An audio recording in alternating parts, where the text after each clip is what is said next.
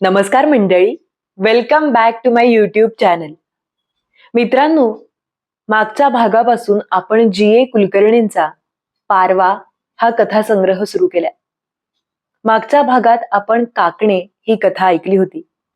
आजच्या आपल्या कथेचं नाव आहे रात्र झाली गोकुळी. मित्रांनो, भीती वाटण्यासाठी किंवा अस्वस्थ होण्यासाठी नेहमीच भूताखेताचं काहीतरी असलं पाहिजे असं गरजेचं नाहीये ना. मानवी भावनाच किती भीतीदायक असू शकतात हे आपण मागच्या कथेमध्ये पाहिलंच होतं. त्याहूनही आज आपण अगदी बेसिक मध्ये जाणार आहोत.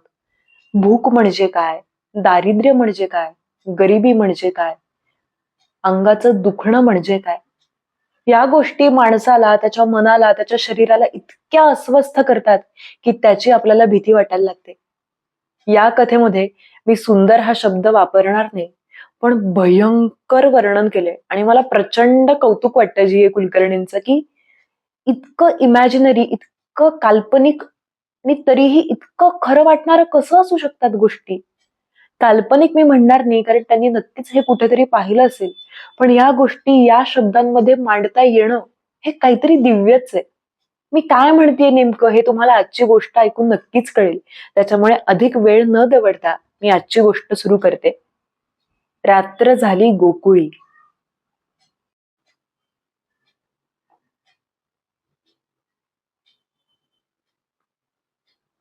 जमिनीतून विशाल कारंजा निघून हिरवा गोठून गेल्याप्रमाणे दिसणारं ते चाफ्याचं प्रचंड झाड परसात अगदी मध्येच होतं.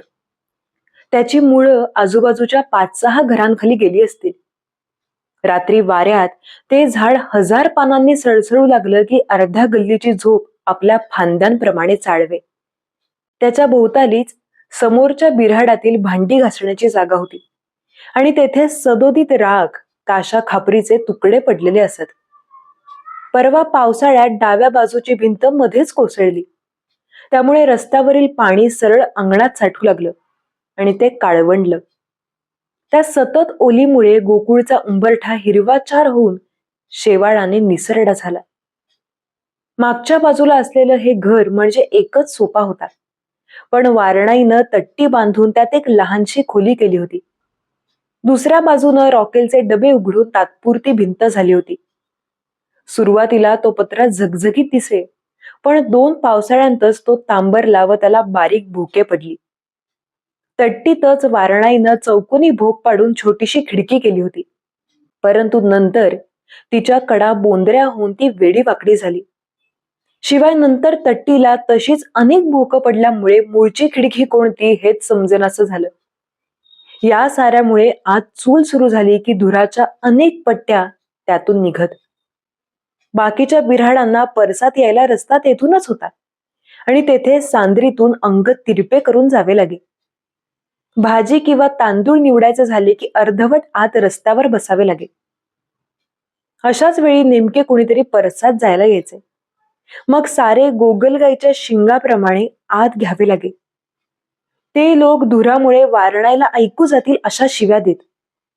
पुष्कळदा तोंड आवळून वारणाई गप्प बसे, पण मध्येच कधीतरी अंगात भूत शिरल्याप्रमाणे प्रत्येक बिऱ्हाडाच्या परसात जाऊन हातवारे करीत भांडून येत असे. मागच्या बाजूला जुनेऱ्या एवढी मोकळी जागा होती. तेथे अनेक वर्षे मोकाट वाढलेले रानवट द्राक्षाळ्याचे झाड होते व त्यावर नेहमी अर्धवट उघडलेली करंगळी एवढी लाल फुले असत. मग उरलेल्या कोपऱ्यात वारणाईनं कुठून तरी आणलेलं गुलबासाचं झाड लावून टाकलं. इतकी माणसं परसात जात, परंतु त्याकडे कधी कुणाचं लक्ष गेलं नाही. पण ते मात्र मोरीच्या पाण्यावर समाधानानं वाढत होतं व सूपभर निरुपयोगी फुलं फुलवत होतं. असल्या मळक्या पायरीला स्पर्श करावा की नाही अशा तऱ्हेनं उन्ह पायरीपर्यंत आले व वारणाईचा दुपारचा शांत सुखाचा 1 तास चुटकीसारखा संपला. तो एकच तास तिचा खासगी. त्यावेळी शकी दवाखान्यात कामाला गेलेली असे. कृष्णा शाळेत, दाजी तर 8 वाजेपर्यंत घरी येत नसे. घरी राहता राहिली दुर्गा, पण ती हल्ली अगदी अबोल झाली होती. 4 गोष्टी बोलत बसाव्या म्हटले की 5-10 मिनिटांतच ती कंटाळत असे. तिचे मन कुठेतरी भरकटत असल्याप्रमाणे ती आपल्यातच आखडून बसू लागली होती. सारी दुपारभर परसातल्या जुन्या खुर्चीवर बसून ती 5-6 पुस्तके सदा वाचत असे. मध्येच द्राक्षाळाची मुक्या कळ्या असलेली फांदी तोडून कुस्करून टाकत असे. समोरच्या बिऱ्हाडांचे दरवाजे तर बहुधा बंदच असत. त्यांचे जग वेगळे, त्यांचे दरवाजे आपणाला नेहमी बंद. वारणाई त्या प्रत्येकाशी कधी ना कधीतरी भांडली होती, पण त्यांनी कधी तिला पापड करायला, सांडगे घालायला बोलावलं असतं तर ती आनंदाने गेली असती. पण नाहीच. समोरच परवा मुंज झाली. 50 माणसं जेवून गेली, पण आमंत्रणाचे 4 तांदूळ काही वारणाईला मिळाले नाहीत. गुडघे दाबत वारणाई उठली व तिने पाठीवर पदर सावरून घेतला. अद्याप हौदात पाणी घालायचं होतं. पाणी ओढायचं म्हणताच तिच्या अंगावर शहारा आला. आता तिला पाणी ओढणं होत नसे आणि मध्येच जर का भिंगरी फिरल्याप्रमाणे खोकल्याची उबळ आली तर हात दुबळे होत व घागरी बरोबर आपणही आत जातो की काय, अशी तिला भीती वाटते. पाणी झाल्यानंतर चूल. तेथे होणारा सगळाच धूर आपल्या नाकाडोळ्यात जातो की काय असे तिला नेहमी वाटत असे. पण या गोष्टी काय टाळण्याजोग्या असतात? असा विचार करून ती आत आली व परसात गेली. तेथील खुर्चीवर तळहातावर हनुवटी ठेवून दुर्गी उगीच बसली होती आणि तिचं पुस्तक खाली पडलं होतं. दुर्गी, काय ग हे? अशी काय बसलीस करकऱ्या वेळी? वारणाई म्हणाली. पितेस काय चाय कपभर? ती एकदम बोलल्यामुळे दुर्गी एकदम दचकली व तिनं अंग आकसलं. छे छे नको, आता सखी कृष्णा येतील, मग बघू, ती लगबगीनं म्हणाली. ती उठली व पुस्तक तिने तेथल्याच कोनाड्यात ठेवलं. मी पाणी ओढू का 2-4 बिदग्या? अगं कसलं पाणी? आहे तर सारं 2 घागरी, वारणाई म्हणाली. पण तिला एकदम खोकल्याची उबळ आली. ती 5 मिनिटं खोकत होती व नेहमीप्रमाणे मग तिची छातीची हाडं दुखू लागली. तिनं डोळ्यांतील पाणी पुसलं व ती उगाचच हसली. मी करते सारं. अगं, उद्या तुझा संसार सुरू झाला म्हणजे आहेच सगळं. इथं मी जिवंत असेपर्यंत तुला विहिरीकडे पाठवणार नाही. तू थोडे दिवस गप्प पडून राहा. बघ तर नुसतं हाडं कातरडं राहिले. शकीच्या त्या दवाखान्यात दाखवून तरी येतेस का एकदा? दुर्गी गप्प राहिली पण ती शरमली. तिला वाटलं, मला डॉक्टर काय करायचा? माझं दुखणं मला माहीत. पहिली मुलगी म्हणून वारणाईनं तिला अगदी साईसारखं वाढवलं होतं. आता तिच्या वहाणा मळून गेल्या. त्यांना 10 वेळा तुकडे जोडले गेले. पण त्या मखमली किमती होत्या. दुर्गीनं झाडणीला नुसता हात लावलेला तिला खपत नसे. पण ती हल्ली खंगली होती. तुळशीचा काढा, डिंकाच्या लाया सारं काही झालं, पण ती काही केल्या अंगच धरेना. तिने हात वर केला की बांगड्या कोपरापर्यंत उतरत. मग मी भाजी तरी चिरते, दुर्गी हट्टानं म्हणाली. ती उठली. तिनं 10-12 पिवळसर डोरली वांगी आणली. ती वांगी अगदी तुरट, खूप बिया असलेली असत, पण ती आण्याला ढिगभर मिळत. त्यांच्या फोडी करून आमटीत टाकल्या की तिच्यात डाळ नाही, मसाला नाही हे ध्यानात येत नसे. वारणाईनं घागर उचलली पण तिला ते सारं नकोसं वाटलं. उद्या सकाळी कृष्णालाच 2 घागरी ओतायला सांगावं, असा तिनं विचार केला. तिनं घागर ठेवून दिली व चूल पेटवली. घरी लाकडावरील सालीच वापरत असल्यानं तासभर धूर कोंडून राहत असे. तसल्याच चुलीवर वारणाईनं सकाळीच करून ठेवलेल्या गुळाच्या चहाचं पातेलं ठेवलं. आता संध्याकाळी काय, हा दररोजचा प्रश्न उभा राहिला. घरी मुठभरही तांदूळ नाहीत हे तिला पूर्ण माहित होतं, पण तिनं डबा काढून मुद्दाम पाहिलं. सारे धान्याचे डबे एका बाजूला आडव्या टाकलेल्या बाजल्याखाली होते. दुसऱ्या डब्यात फार तर मुठभर डाळ असेल. एकात मात्र डांगराचं पीठ होतं. त्यात गाठी गाठी झाल्या होत्या. त्या तिनं काढून टाकल्या व बचतभर पीठ पातेल्यात घेतलं. झाली संध्याकाळच्या जेवणाची तयारी. तिनं कपाळाला हात लावत म्हटलं, कधी घरी येतोय शकीचा पगार देव जाणे. मागचा दरवाजा धाडकन उघडला व कृष्णा धावतच आला. त्याने दप्तर तेथेच खांद्यावरून खाली सरकवलं व तो आत आला. दुर्गी वाटेत होती व त्याच्या ठेचाळण्यानं तिच्या पुढील चिरलेल्या फोडीचं ताट उलटे झाले. काय डोळेत की परट्याची भोक आहेत रे? ती रागानं म्हणाली. मग तू वाटेत कशाला बसावंस म्हशीसारखं? त्या फोडी गोळा करण्यासाठी बिलकुल न थांबता आत जाताना कृष्णानं उत्तर दिलं. त्याचा चहा अद्याप गरम झाला नव्हता तेव्हा तो चिडला. त्याने दणादणा पाय आपटायला सुरुवात केली. मग आम्हाला भूक लागते, चहा सुद्धा देत नाहीत घरी वेळेवर. वारणाईनं बोलायला तोंड उघडलं पण पुन्हा छातीत खसखसलं व ओठ आवळून ती गप्प राहिली. थोड्या वेळानं तिनं वळून पाहिलं. कृष्णा परसात जाऊन उभा राहिला होता. समोरच्या घरातील मुलांनी पोह्याच्या ताटल्या बाहेर आणल्या होत्या. आपल्या घराकडे भीतभीत पाहत कृष्णानं एकापुढे हात केला व त्यावर त्या मुलानं आपला रिकामा हात फटदिशी मारला होता. कृष्णया भिकारड्या! वारणाईनं संतापानं हाक मारली. कृष्णा आत येऊन तिच्या समोर रागानं बसला. तुला काय लाजबीज आहे की नाही? घे तुझा चहा.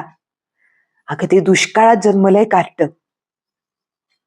वारणाईनं कोमट झालेला काळसर चहा बदक दिशी कपात ओतला.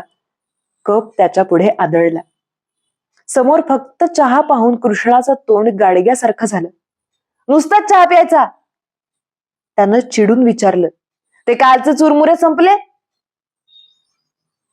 तेलात तळून त्यांना हळद लावून थोडे चुरमुरे वारणाई कधीतरी घरी ठेवीत असे.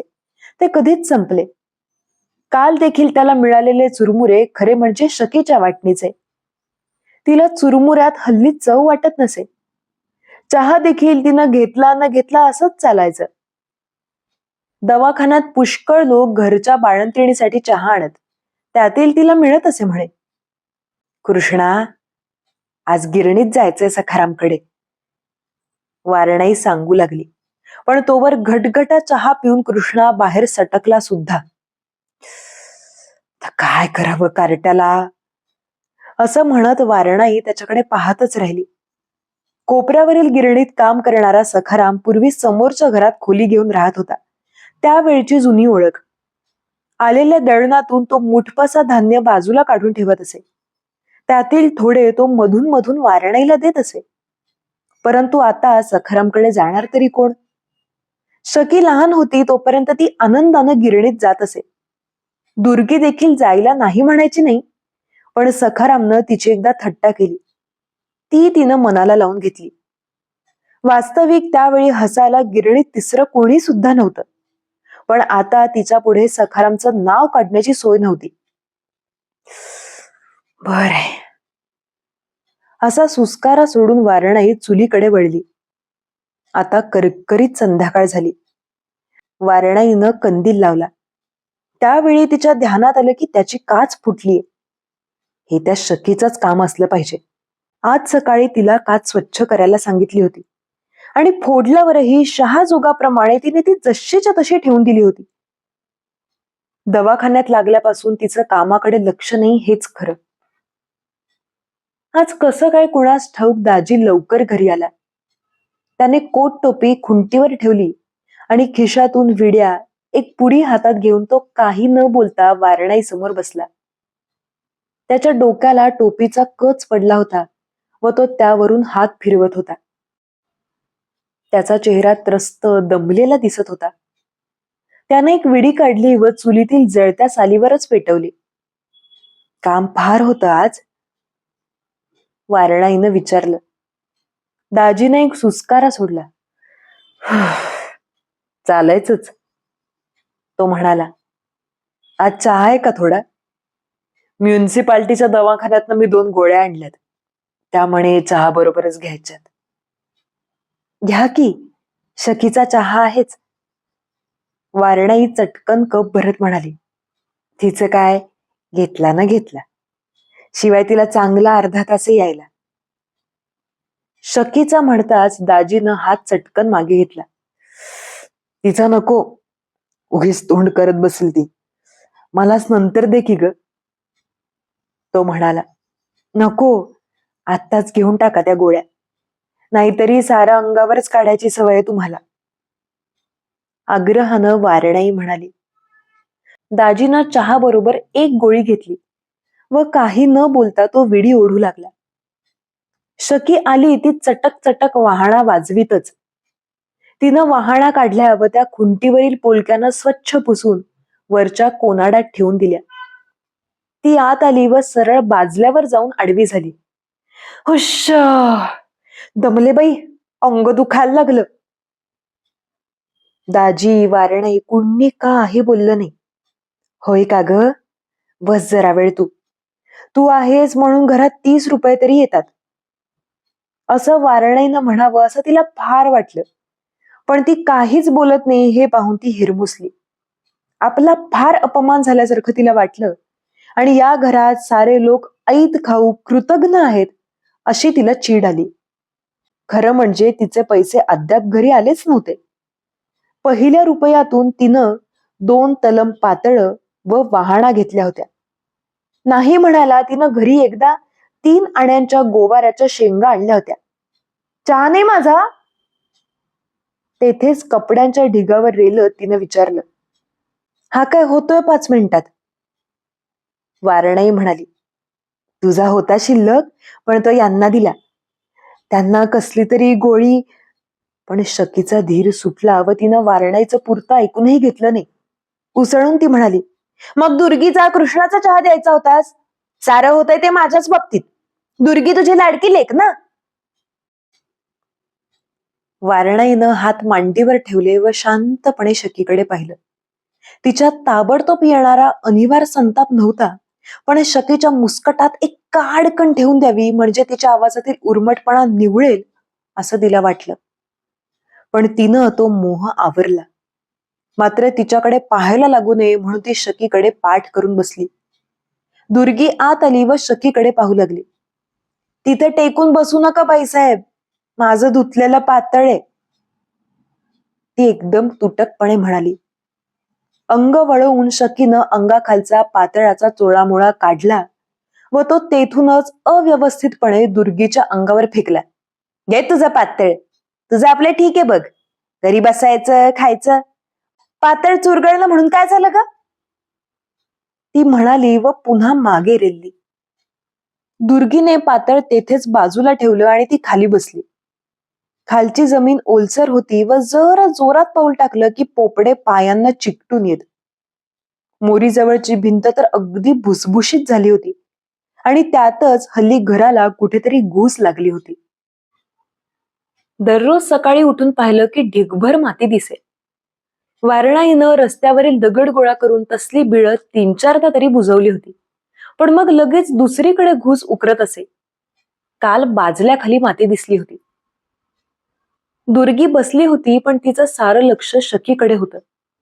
तिला उगाचच तिच्याविषयी आतून विलक्षण चीड येत होती. हल्ली शकी अगदी रानवट तऱ्हेने भरधार झाली होती आणि कामाला लागल्यापासून तर ती छातीवरील पदर जास्तच दाबून बसवत असे. पण तिचे पाय मात्र ओबडधोबड बडवण्यासारखे होते. पण दुर्गीचं लक्ष तिच्या बांगड्यांकडे गेलं व ती चमकली. सखे, माझी काकणं कशाला घातलीस तू? तिनं रागानं विचारलं. शकीनं आपल्या हाताकडे समाधानाने पाहिलं व ती कौतुकानं हसली. दुर्गीची काकणं आपण वापरली याबद्दल तिला बिलकुल अपराधी वाटलं नाही. मग काय झालं वापरली तर? ती घेऊन मी काय पळून जात नाही. खुंटीवर तर ती पडून होती 2 महिने. पण ती मला आणली आहेत, ती माझी आहेत. दुर्गीचा तोल जाऊन ती कर्कशपणे ओरडली. तिचं डोकं एकदम भणभणू लागलं आणि बोलताना तिच्या गळ्याच्या शिरा एकदम सुतळीप्रमाणे टचटचीत बाहेर आल्या. बरे, तू ओरडू नकोस मांजरासारखं. वेडावत शकी म्हणाली. तू काकडा घालणार तरी केव्हा ग? माझा पगार जर माझ्या जवळच राहिला तर मीच घेऊन देईन तुला असली काकणं. 50दा. शकीनं पुन्हा काकणांकडे पाहिलं व तिच्या पुरता तो विषय संपला. दुर्गीच्या डोक्यात एकदम काहीतरी पेटल्यासारखं झालं आणि साऱ्या अंगावर घाव पडल्यासारखं तिला वाटू लागलं. डोकं गच्च दाबून धरून ती शकीकडे थोडा वेळ वेड्यासारखी पाहत बसली. बाहेर फरशीवर कोणी काहीतरी फेकल्याचा आवाज झाला व मंजू मांजरी ओठावर जीभ फिरवत सावलीप्रमाणे निशब्द आत आली. काळ्याभोर रेशमी अंगाची ही मांजरी आतून तिला हाडं नसावीत असं वाटण्याजोग्या सफाईनं हलत असे. ती आली ते समोरच्या घरात चुलीवरचं दूध पिऊनच आली व दाजीच्या अंगाला अंग घासू लागली. दाजीला वाटलं अंग असं मऊ उशीसारखं असावं. कुठे ठणका नाही, कुठे वेदना नाहीत. त्यानं मंजूच्या अंगावरून प्रेमानं हात फिरवला व थोडा चहा असलेली बशी त्यानं तिच्या पुढे ठेवली. तिने एवढीशी जीभ काढून चहाला स्पर्श केला, पण तिला तो आवडला नाही. शेपटी उंच करून ती तशाच सावरी कापूस हालचालीनं बाहेर निघून गेली. दुर्गे, घेतली तिने तुझी काकणं तर घेऊ दे ग. समजावणीच्या स्वरात वारणाई म्हणाली. या साऱ्या धुरकट कडवट वातावरणात आपलं डोकं खिसकल्यासारखं होतंय असं तिला वाटलं. आता तासभर सगळ्यांची तोंड जावीत, कुणाचाही शब्द कानावर पडू नये. मग आपण थंड वाऱ्यात 5 मिनिटं तरी जाऊन यावं, आपल्याला थोडी उसंत मिळावी असा रागीट विचारही तिच्या मनाला स्पर्श करून गेला. तुला लागतील ना त्यावेळी पुन्हा आणून देईन म्हणे. आता गप्प राहा. बघ दुर्गी, तुला नवी आणून देणारी माणसं आहेत. कुत्सितपणे शकी म्हणाली. आम्ही काय हा मालच बोलून चालून, उष्ट्या पत्रावळी देखील चालतील की. दुर्गीला आता हे सारं असह्य झालं आणि तिच्या अशक्त कानशिलांवरील शिरा ताठल्या व ती रडू लागली. वारणाईनं तिला हाताला धरून आग्रहानं उठवलं व दरवाजाकडे वळवलं. तू जा बाहेर, बस थोडा वेळ कट्ट्यावर. काय लागतेस तिच्या तोंडाला? दिवसेंदिवस ती निसंग व्हायला लागली.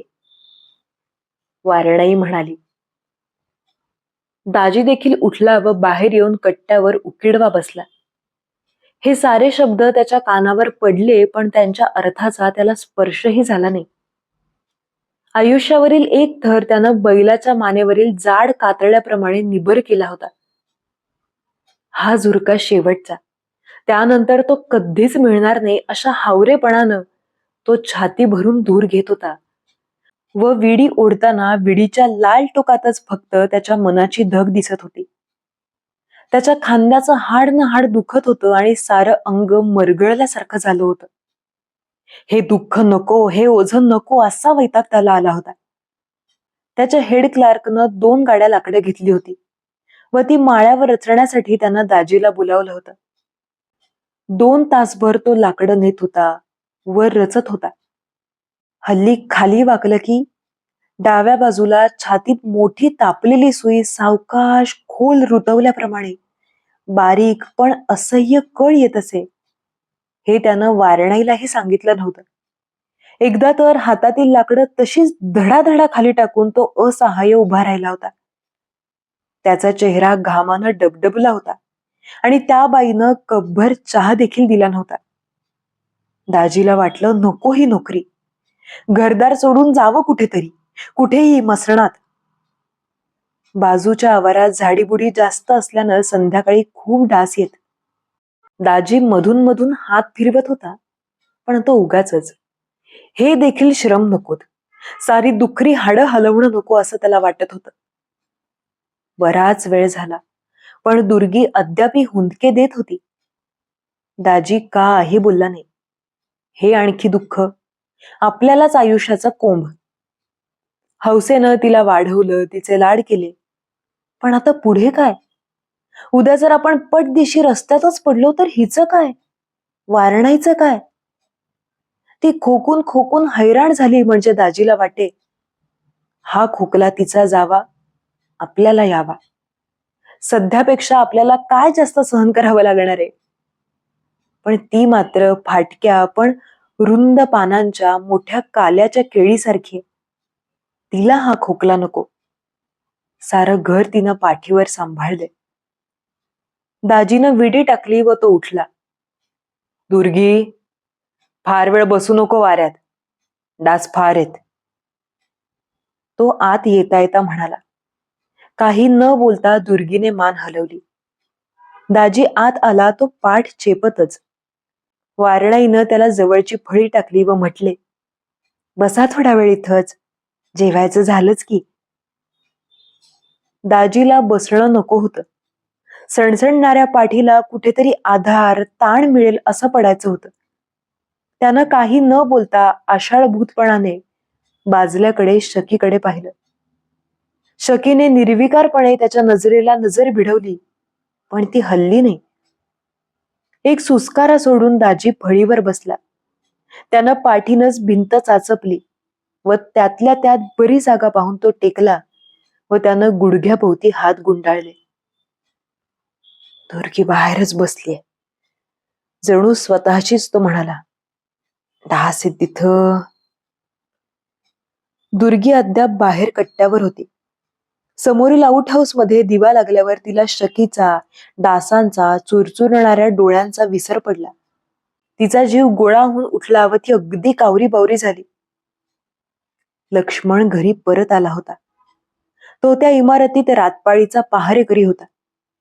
दिवसभर तो जवळजवळ खांद्यापर्यंत वर केलेल्या हातांचे गडद निळ्या रंगाचे शर्ट, उजव्या हातात जगजगीत पट्ट्याचा घड्याळ घालून गावात हिंडत असे.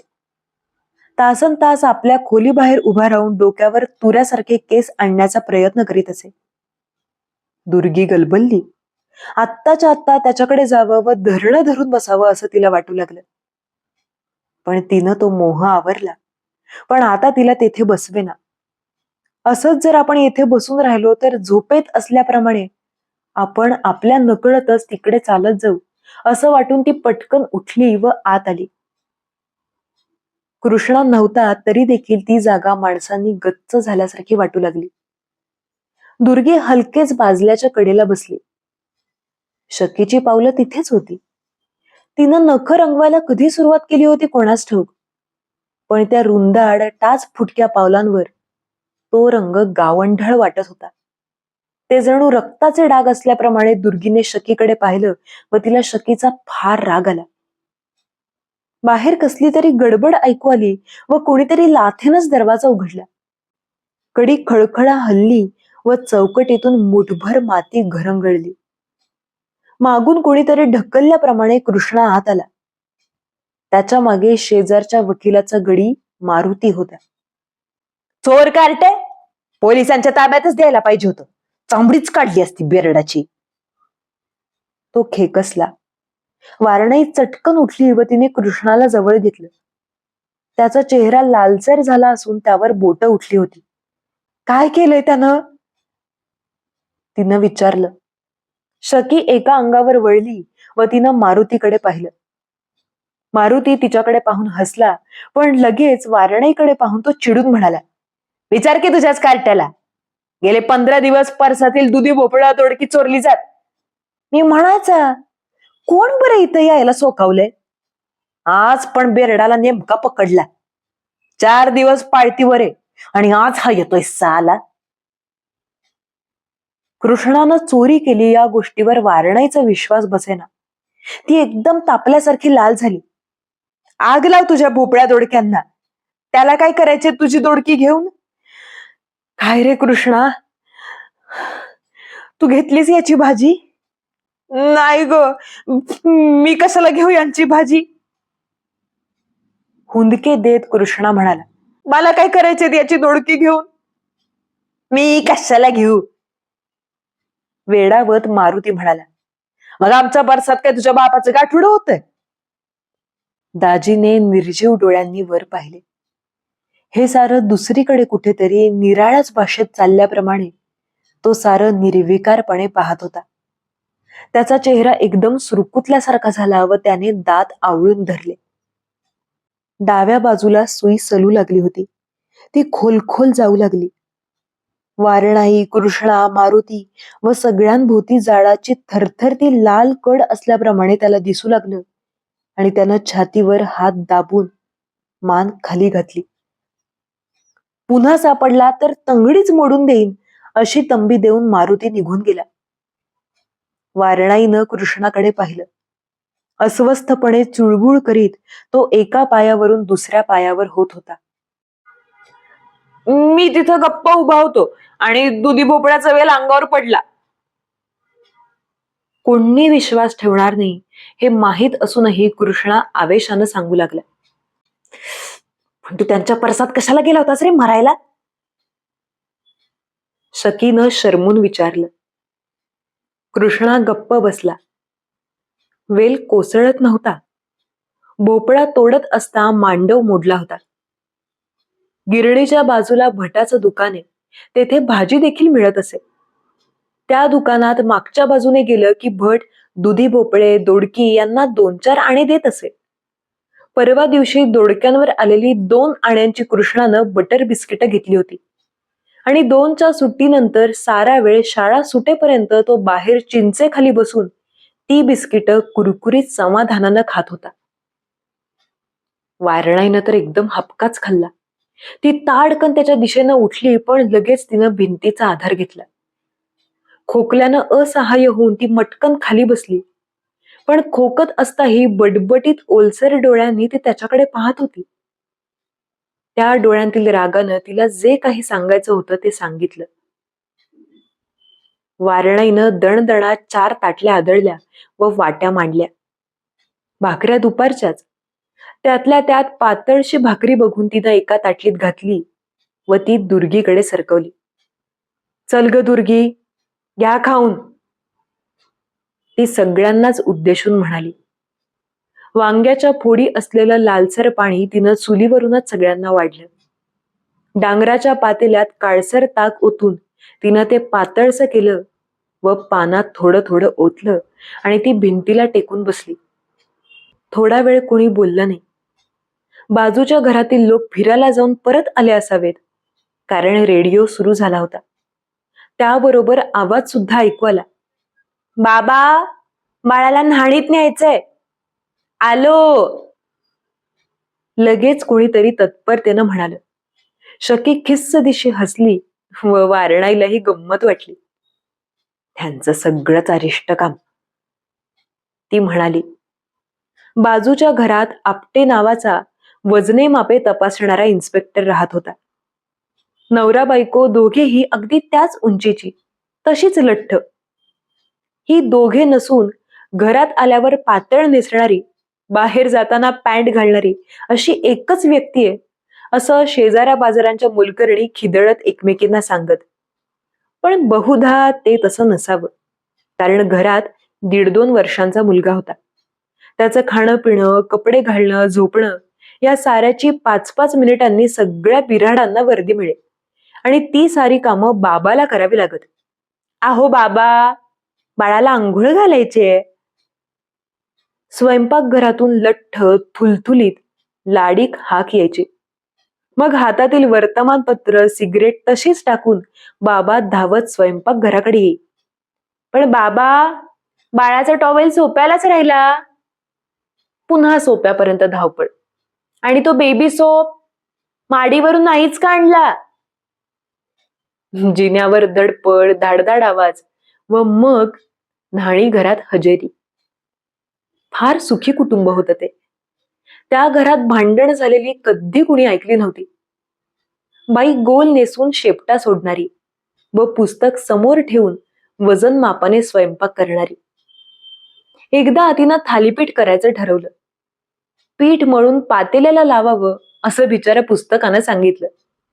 मग बाबानं डब्यातून पीठ काढून मापून दिलं. पातेलं विसळलं, कांदे चिरले, स्टोव्ह पेटवला, स्पिरिटची बाटली कपाटात ठेवली. थालीपीठ झाल्यावर काढण्यासाठी उलथणे सज्ज ठेवले व बशा मांड या शब्दांची वाट पाहत तो बसला. पण तो प्रसंग काही आला नाही व त्याचं बशा विसळण्याचं काम वाचलं. बाई कप बशांच्या बाबतीत अत्यंत काळजीपूर्वक वागत असे. चांगल्या बशा मोलकरणीकडे दिल्या की त्यांचा चक्काचूर व्हायचाच. त्यामुळे त्या घरीच धुण्याबाबत तिचा कटाक्ष होता. बाईने स्टोव्हवर पातेले पालथे घातले व वर त्याच्या बुडावर सारं पीठ गिलाव्याप्रमाणे थापलं. मोलकर्णीनं नंतर ते खरवडून काढताना पुस्तकात सांगितल्याप्रमाणे उलथाने न वापरता खापरीच्या तुकड्यावरच काम भागवलं. ती मंडळी घरी आली व लगेच रेडिओ सुरू झालाच. या अलाला दिल ही गया असलं कसलं तरी हुच्च गाणं सुरू झालं. शकीनं लगेच त्यावर ताल धरला. जेवण झाल्यावर तर ती तेच गाणं मोठमोठ्यानं गुणगुणू लागली. दुर्गीनं वचा वचा एक चूर भाकरी संपवली व ती उठली. कृष्णा भुकेनं वखवखला होता. त्यानं पटकन तिची भाकरी उचलली व एका सुरळीनं तोंडात कोंबली. दाजी प्रथम आपल्या ताटलीकडे पाहतच राहिला. तीच भाकरी, तेच लालसर पाणी, ते पाहून त्याच्या पोटात उमळून आलं. त्या जून वांग्यांच्या बियांची तुरट चव त्याच्या जिभेत कायमची रुतून बसली होती. मऊ मऊ ऊन भात असावा, त्यावर तूप, बरोबर लिंबाचं लोणचं आणि वर काकडीच्या फोडी तरंगत असलेली खूप जिरं घातलेली कढी, हे त्याला हवं होतं. त्यानं अर्धी भाकरी कशीबशी खाल्ली व वर पाणी ढोसून तो उठला. वारणाईला आज काही नको होतं. आताच तिची छाती भरून आल्यासारखं तिला वाटू लागलं होतं. रात्र झाली की पोटातून दडपत वरवर येत असे आणि त्यातून श्वास ओढून घेताना तिच्या बरगड्या तळमळत. तिनं ताटल्या रचून कोपऱ्यात ठेवल्या. पचापचा पाणी मारून चुलीतील निखाऱ्याचा तुकडा तुकडा विझवला. ती तेथेच झोपत असे आणि तिचे अंथरुण चुलीपर्यंत येत असे. एकदा चुकून निखारा राहिला व चटई अर्धी जळून गेली. तेव्हापासून राख डिवचून डिवचून कुठे लाल कण दिसतो की काय, हे पाहणं तिचं त्या दिवसाचं शेवटचं महत्वाचं काम होऊन बसलं होतं. आता सगळ्यांनी बाजल्यावरील कपड्यांच्या ढिगाजवळ गर्दी केली. दाजीनं जाजम व चादर उचलली व तो बाहेर कट्ट्यावर आला. त्याने जाजमानेच कट्टा झटकला व तेथे तो अंग आखडून पडला. हजार ठिकाणी त्याला ठणक्याच्या वेदना होत होत्या. अंगाचे काही भाग काढून टाकून द्यावे असं त्याला त्यांचं ओझं वाटू लागलं. खालची जमीन तर ओल्या गोणपाटासारखी होती. त्यानं अंग अगदी आखडून घेऊन डोक्यावरून चादर ओढून घेतली. थोड्या वेळानं त्याला ग्लानी आली. ठिकठिकाणी ठसल्यानं चमकणारी वेदना अस्पष्ट झाली व तो चाफ्याच्या गजबज पानात हरवला. वारणाईनं निर्जीव हातानं एक गोणपाट अंथरलं. तिनं उशाला जुन्या कपड्यांचे एक मोठे गाठोडे घेतले. पालथी पडूनच ती जवळजवळ त्याला टेकूनच बसली. छातीवर थोडा दाब पडल्यानं तिला थोडं बरं वाटलं. आता या जागेवरून थोडं देखील हलू नये असं तिला वाटलं. परंतु अद्याप लांबलचक काळी रात्र समोर ढकलायची आणि आतडी तोडणारी खसखस हळूहळू जास्त चिवट होती. शके, दिवा घालव ग झोपताना, घोगऱ्या आवाजात ती म्हणाली. कृष्णानं आपलं जाजम उचललं तो ते त्याच्या हाताला ओलसर लागलं. आई, माझ्या अंथरुणावर गळलंय, मग कशावर झोपू मी? तो ओरडला. घे की रे दुसरं काहीतरी, मी तर काय सांगणार, माझे हाडं अंतर म्हणून. अगदी त्रस्त होऊन वारणाई म्हणाली. माझी चादर घे ही आणि पड आता. कृष्णाने तिच्या बाजूची चादर घेतली, पण तो उगाच चुळबुळत राहिला. वारणाई आडवी झाल्यावर तो फळीजवळ गेला व त्याने पत्राचा डबा उघडून पाहिला. खरेच चुरमुरे संपले होते व खाली फक्त तिखटाची पूड उरली होती. त्याने डबा आदळला व चादर अस्ताव्यस्त पसरून तो कुशीवर पडला. दुर्गी नेहमी दरवाजाजवळ झोपत असे. तेथे 2 फळ्या टाकून त्यावर चटई टाकली की त्यावर चांगले झोपता येत असे. ती आपली चटई व पांघरण्यासाठी एक जुनेरे घेऊन दरवाजाकडे चालली, तोच शकीने तिला थांबवलं. दुर्गी, तुला ताप येतोय, तू झोपू नकोस दाराजवळ. ती प्रेमळपणे म्हणाली. मी झोपते इथं आजपासून. दुर्गी चमकली व संशयाने तिने शकीकडे पाहिलं. तोवर शकीने फळ्या टाकल्या, दुर्गीच्या हातातील चटई घेऊन त्यावर पसरली आणि त्यावर बसली. हातात जुनेरे घेऊन असहाय्यपणे दुर्गी तशीच पाहत राहिली. ती एकदम अस्वस्थ झाली.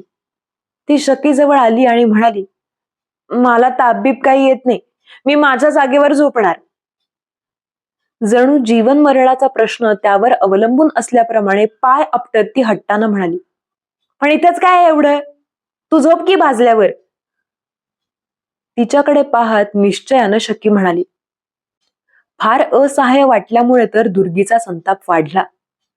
शकीच्या भरधार चेहऱ्यावर चांगली बोटे उमटतील असा प्रहार करावा असं तिला वाटलं, परंतु तिचे दुबळे हात तसेच शिवशिवत राहिले. पुन्हा कांचिले तडतडू लागली. सारा रचलेला बेत एकदम उधळल्यामुळे ती घाबरली व काय करावं हे तिला समजेना. असं काय करतेस शकू? ती अगदी अजिजीनं म्हणाली. दर बाबतीत कसला ग तुझा हट्ट? उठ, मला झोपू दे ग माझ्या जागेवर. शकीने उशी व्यवस्थित केली व ती पसरली देखील. जा ग, आज झोप जा, रात्र झालीये. ती जांभई देत म्हणाली व कुशीवर वळली.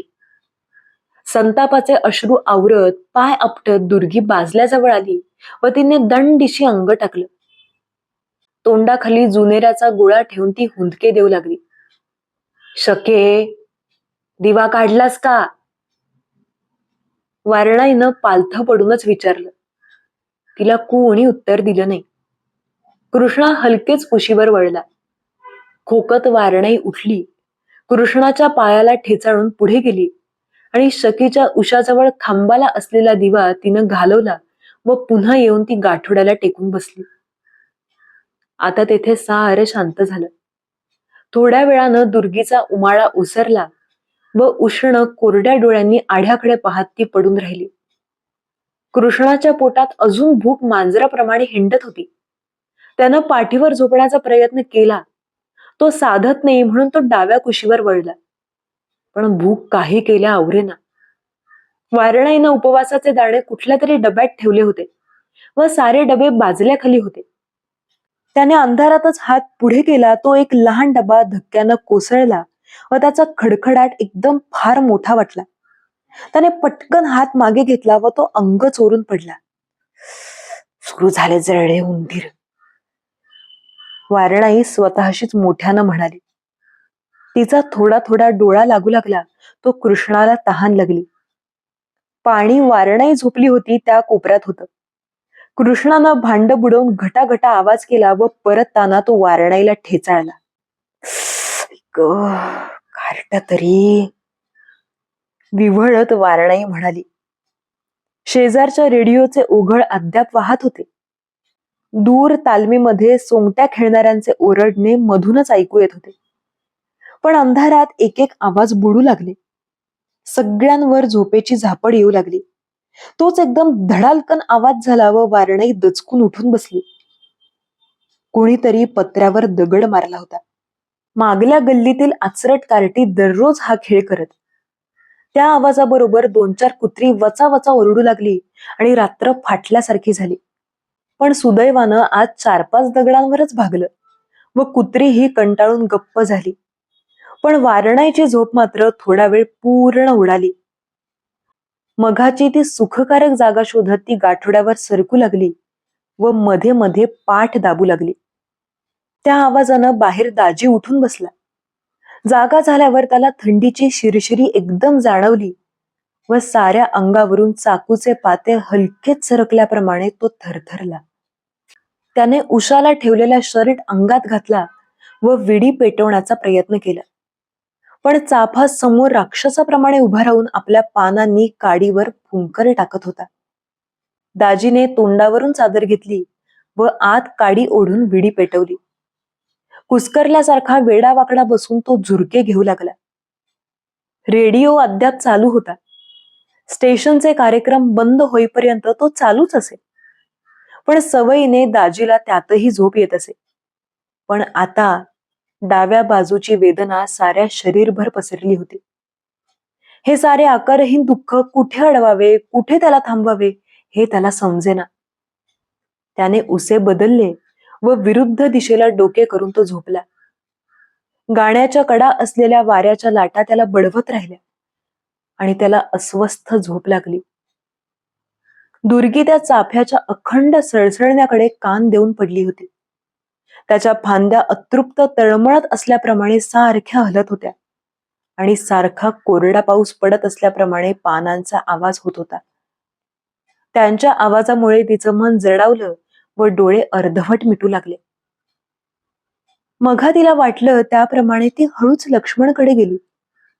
नुसताच गंजी फ्रॉक घालून तो खोलीत बसला होता. ती आत गेली व एकदम त्याच्या गळ्यात हात घालून रडू लागली. आता कसं रे व्हायचं माझं, ती अस्पष्टपणे म्हणाली. त्याने हळुवारपणे तिच्या केसांवरून हात फिरवला. दुर्गी, तू वेडीस की काय? तो म्हणाला. मी असताना तू घाबरतेस? मी तुला फसवण्यासाठी काय सारं केलं? अगं, मी मध्यंतरी 15 दिवस गावाला गेलो होतो म्हणून भेटलो नाही. मी काय इतका वाईट खाटीक आहे? त्याने तिच्या डोळ्यात पाहिलं व तिचा हात आपल्या हातात घेतला. पाहिलंस, काळजीनं तू अगदी वाळल्या भेंडीसारखी झालीस. आता डोळे पुस आणि हस बघू. दुर्गी ओल्या डोळ्यांनी हसली व त्याला जास्तच बिलगली. तसं नव्हे रे, तू वाईट नाहीस. आहेस म्हटलं मी केव्हा तरी. ती गहीवरून म्हणाली. पण मला फार भीती वाटते. आपण लग्न करून मोकळे होऊ. म्हणजे बाईला स्वतंत्र घरदार मिळेल, होय की नाही? आणि 6-7 महिन्यात हेही झालं की काय, मग मी कुठला झाडाचा पाला? आई मूल एकीकडे, आम्ही एकीकडे, हा की नाही? तो हसला. ती देखील पूर्ण समाधानाने हसली. नेमके यासाठी तिला स्वतःचा संसार हवा होता. तृप्तीची 15 मिनिटं. सुख तोडता येत नाही, पण ती प्रयत्नानं निघाली. पण केव्हा? तिनं हलकेच विचारलं. अगं, तू ठरव दिवस आईला विचारून, का आत्ताच करूया या चाफ्याखाली? त्यानं हसून विचारलं व ती तरंगत परत आली. तिनं हळूच दरवाजा उघडला व आत येऊन झोपली. दुर्गीचे डोळे खाडकन उघडले. ती बाजल्यावर तळमळत होती. लक्ष्मणला भेटल्यावर सारं अगदी यासारखं व्हावं असं तिला वाटलं. पण होईल का? तिला तगमग असह्य होऊ लागली. तिनं कान देऊन ऐकलं. वारणाचा श्वासोच्छवास जाळीतून वारं निसटल्याप्रमाणे होत होता. पण ती झोपली होती. कृष्णा अद्याप चुळबुळत होता. शेजारच्या घरातील रेडिओ बंद झाला होता, पण त्या मंडळींची हालचाल सुरू होती. बाबा, बाळाला झोपवायचंय माडीवर नेऊन. तो लाडीक आवाज आला. आलो. मागून नम्र उत्तर व त्या मागोमाग पावलांचा आवाज स्वयंपाकघरापर्यंत आला. खीर खीर म्हणून बाळाने हट्ट धरला, म्हणून केली कपभर, पण त्यानं बोट देखील लावलं नाही. शिवाय ही बटाट्याची भाजी सुद्धा उरली. आता काय करायचं? बाई म्हणाली. बाबाला विचार पडला असावा, कारण तो लगेच बोलला नाही. आता असं कर, तो म्हणाला. भाजी एका चपातीत गुंडाळून ठेव व सकाळी खीर चपाती देऊन टाक शेजारी. त्यानं मुलाला उचललं असावं, कारण ते एकदम रडू लागलं. त्या आवाजानं वारणाई जागी झाली व शरमली. तिला एकदम वाटलं, दाजीने ते शब्द ऐकले नाहीत ना?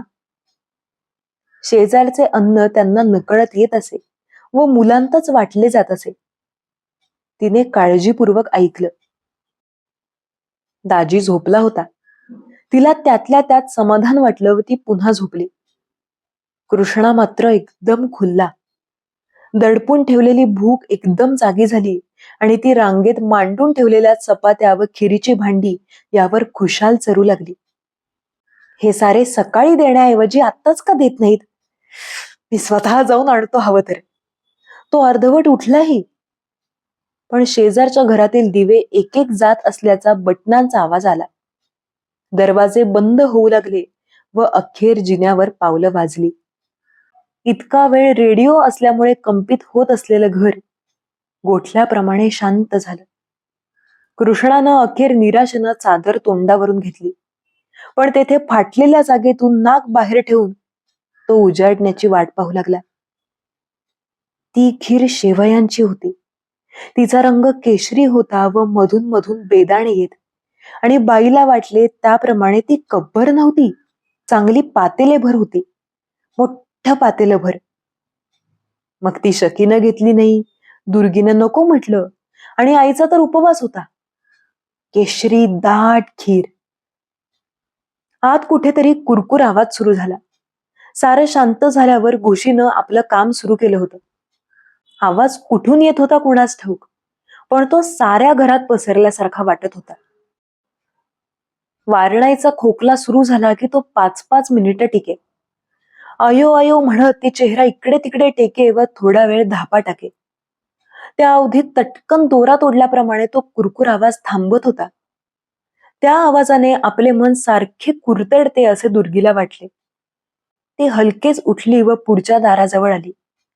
दुसऱ्या दाराकडून पलीकडे जायला वाट होती, पण आता तेथे सखी आहे. जर का तिला पाय लागला. पुढच्या बाजूला विहिरीजवळ भिंत कोसळली होती, तेथून तिने जायचं ठरवलं. तिने हळूच दाजीकडे पाहिलं, काकणं वर चढवली व ती पलीकडे उतरली. भिंतीवरून मातीचा एक ढिकळा घसरला व दुर्गी वितळल्यासारखी झाली. ती झपाझपा पावले टाकत लक्ष्मणच्या खोलीजवळ आली. आत दिव्यावर दरवाजाच्या बाजूनं काळा कागद लावला होता आणि आत कोणीतरी हलक्या आवाजात बोलत होतं. मध्येच कुणीतरी हसलं आणि दुर्गीचं आयुष्य फाटून गेलं. तिनं फटीतून पाहिलं व तिचं अंग बधीर झालं. अद्याप तिचा विश्वास बसेना, पण दुसऱ्यांदा हसण्यानं तिची खात्री झाली. ती शकीच होती व लक्ष्मणला बिलगून बसली होती. अर्धवट झोपेत असल्याप्रमाणे दुर्गी परतली. तिला वाटू लागलं मघाप्रमाणे आपली झोप उडणार, डोळे उघडणार. मग आपण बाजल्यावरच आहोत हे पाहून आपलं मन ओझ्याखालून निसटून जाईल. पण तसं काही झालं नाही.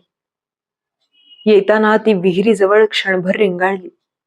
आंधळ्या डोळ्यांच्या खोबणीप्रमाणे ती विहीर दिसली, पण तिचा ओलावा अंधारात झाकला होता. आई, तू म्हटलं ना की तू जिवंत असेपर्यंत मला विहिरीकडे पाठवणार नाहीस म्हणून. मग आता मला पदराखाली घाल. आता मला आयुष्य नाही. ती आत आली व तिने मुद्दाम पाहिलं. सखीचं अंथरूण रिकामं होतं. दुर्गी अंथरुणावर पडली. एकदम मर्मस्थळी प्रहार झाल्याप्रमाणे ती बधीर, असहाय्य होऊन गेली. कुरकुर, ओरबडण्याचा, पोखरण्याचा आवाज जास्त स्पष्ट होऊ लागला. वारणाईला 10 मिनिटांची उसंत मिळेना व खोकून खोकून बरगड्या बाहेर फेकल्या जातात की काय असा त्यांच्यावर ताण पडू लागला. ही रात्र केव्हा संपेल असं तिला होऊन गेलं.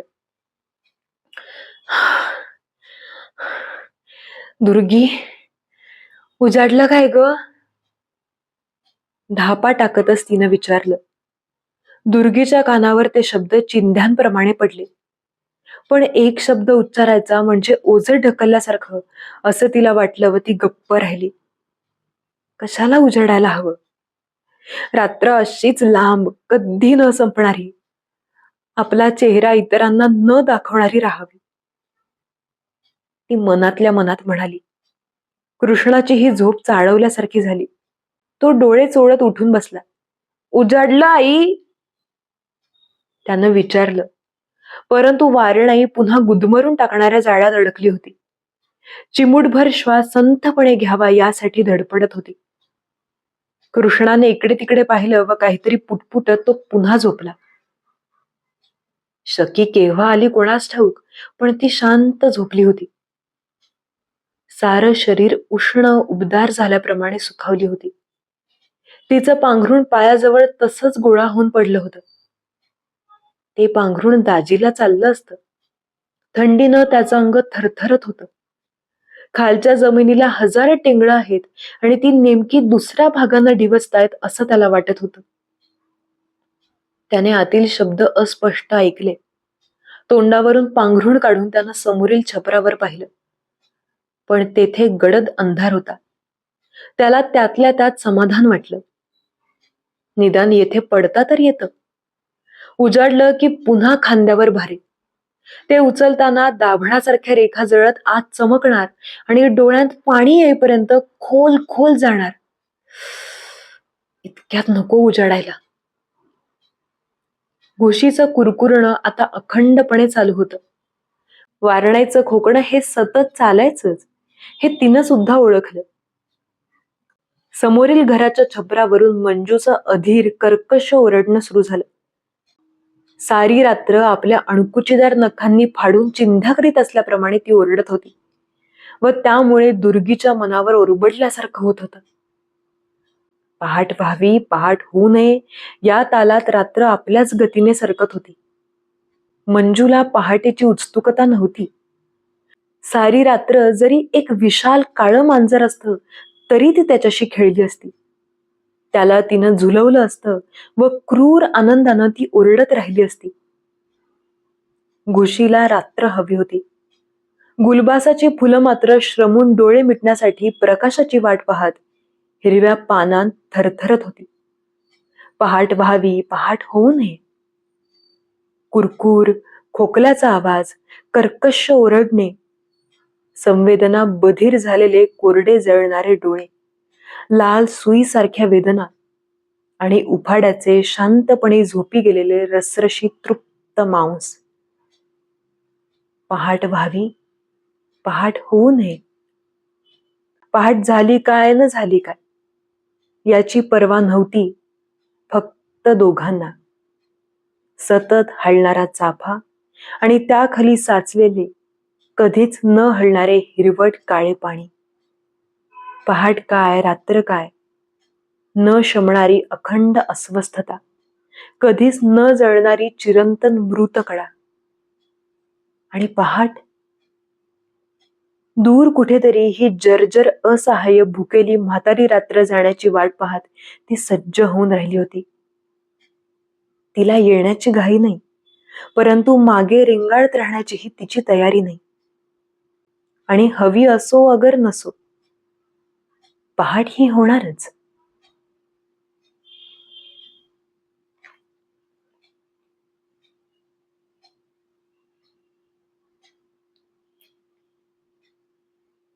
ही होती आपली आजची विलक्षण कथा, रात्र झाली गोकुळी. मी ही कथा वाचताना मला इतकं भडभडून आलं ना, कारण आपण बऱ्याचदा भूक, गरिबी, दारिद्र्य, दुःख हे सगळे शब्द ऐकतो, पण ते म्हणजे नेमकं काय हे आपल्याला कळत नाही. या संवेदनांच्या अगदी जवळ गेल्यासारखं मला वाटलं. जणू काही त्या सगळ्या भावना मी सुद्धा अनुभवतीये असं मला वाटलं.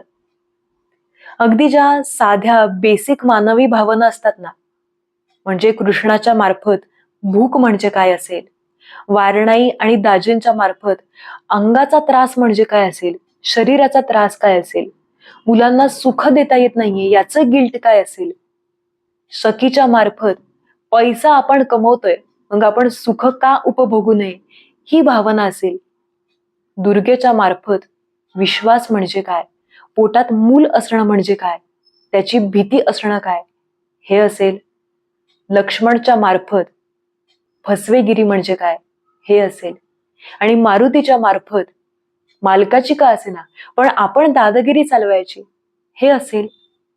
अशा विविध मानवी संवेदना आपल्याला या कथेमार्फत कळतात. काही पात्र अशी आहेत ज्यांना पहाट व्हायला हवी, कृष्णा असेल, वारणाई असेल, आणि काही पात्र अशी आहेत ज्यांना पहाट कधीच होऊ नये असं वाटतं. मग ती दुर्गी असेल किंवा दाजी असतील, आणि शकी अशी आहे जिला काहीच फरक पडत नाहीये. एकाच गोष्टीचे किती कंगोरे असतात वेगवेगळ्या माणसांच्या बाबतीत. तुम्हालाही असंच काहीसं वाटलं असेल किंवा वेगळं काही वाटलं असेल तर ते कमेंट करून मला प्लीज नक्की सांगा. मला ही कथा विलक्षण आवडलीये. तुम्हाला काय वाटलं हे माझ्यापर्यंत नक्की पोहोचवा. आणि जर या कथेचं वाचन तुम्हाला आवडलं असेल तर या व्हिडिओला लाईक करा, हाईप द्या, म्हणजे हा व्हिडिओ जास्तीत जास्त लोकांपर्यंत पोहोचवण्यासाठी मला मदत होईल. आणि अर्थातच तुमच्या मित्रमैत्रिणींपर्यंत ही कथा नक्की पोहोचवा आणि तुमच्या प्रतिक्रिया कमेंटमध्ये सांगा. आणि चॅनल आवडत असेल, वाचन आवडत असेल तर चॅनलला सबस्क्राईब करायला अजिबात विसरू नका. भेटूयात पुढच्या कथेमध्ये. तोपर्यंत धन्यवाद आणि थँक्यू.